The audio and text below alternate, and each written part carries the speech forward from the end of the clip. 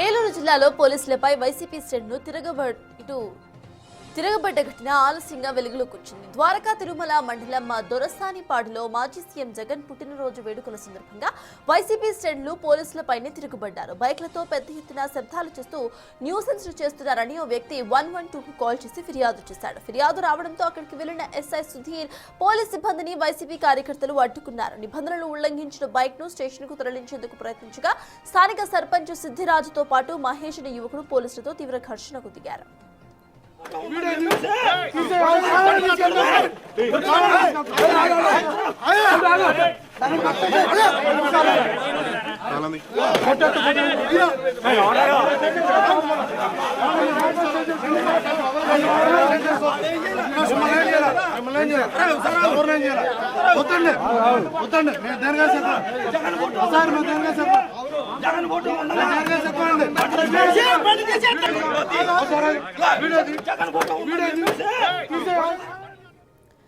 బండిని ఎలా తీసుకెళ్తారో చూస్తా, అవసరమైతే పెట్రోల్ పోసి తగలబెడతా అంటూ మహేష్ పోలీసులను బెదిరించడమే కాకుండా విధుల్లో ఉన్న హోంగార్డ్ జయప్రకాష్ కాలర్ పట్టుకుని దాడికి పాల్పడ్డారు. ఈ ఘటనపై హోంగార్డ్ ఫిర్యాదు మేరకు ద్వారకా తిరుమల పోలీసులు 4 వైసీపీ నేతలపై కేసు నమోదు చేశారు.